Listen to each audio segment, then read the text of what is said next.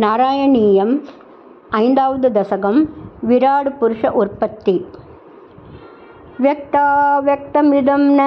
కించిదభవత్ ప్రాక్ ప్రాకృత ప్రక్షయే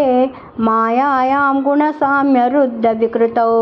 ద్వయ్యాగతాయాం లయం నో మృత్యుశ్చ తదామృతం చ సమభూన్నాహ్మనో న రాత్రే స్థితిః తత్రైకస్వమశిష్యత కిల పరానంద ప్రకాశాత్మనా కాల కర్మ గుణాశ్చ జీవనివహ విశ్వం చ కార్యం విభో చిల్లీలారతిమేయుషి త్వయి తదా నిల్లీనతా మాయయుః తేషాం నైవ వదంత్య సత్వమయి భో శక్త్యాత్మనా తిష్టతాం నో చేత్ కిం గగన ప్రసూన సదృశాం భూయో భవేత్ సంభవః ఏవం చ విపరార్ధకాల విగతా వీక్షాం శుశ్రూషాత్మికాం విభ్రాణే త్వయి చక్షుభే త్రిభువని భావాయ మాయా స్వయం మాయాత ఖలు కాలశక్తిః అఖిలాదృష్టం స్వభావోపి చ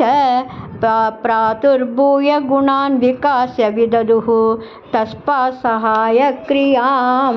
మాయా సన్నిహితో ప్రవిష్టవపుషా సాక్షీతి గీతో భవాన్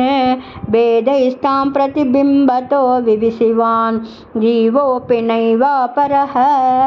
కాలాది ప్రతిబోధితాత భవతా సంచోదితా చ స్వయం మాయా సా ఖలు బుద్ధితత్వం అసృజత్ యోసౌ మహానుచ్యతే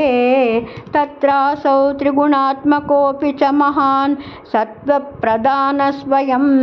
జీవేస్మిన్ ఖలు నిర్వికల్ప మహిమన్ ఉద్ధోద నిష్పాదకః చక్రేస్మిన్ సవికల్ప బోధకమహం తత్వం మహాన్ కల్వసం సంపృష్టం త్రిగుణైస్తమూర్తి బహుళం విష్ణో భవత్ప్రేరణాత్ సోహం చ త్రిగుణక్రమాన్ త్రివిధతాం ఆసాద్య వైకారికో భూయస్తైజసతామసావితి భవన్ నాద్యేన సత్వాత్మనా దేవానింద్రియ మానినో కృత దిశా వార్తార్కపాస్యస్మినో వహ్నీంద్రాచ్యుత మిత్రకాన్ విదువిధి శ్రీరుద్ర శారీరకాన్ భూమన్మానస బుద్ధ్యం హంకృతి మిలచిత్తాఖ్య వృత్యన్వితం తచ్చాంతఃకరణం విభో తవ బలాత్ సద్వాంస ఏవాసృజత్ దాతస్తైజసతో దశేంద్రియగణః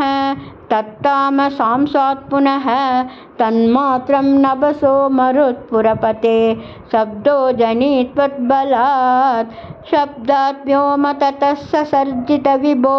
స్పర్శం తతో మారుతం తస్మాద్రూపమతో మహోత చరసం తోయం చ గంధం మహీం ఏవం మాధవ పూర్వకలనాద్ ఆద్యాద్య ధర్మాన్వితం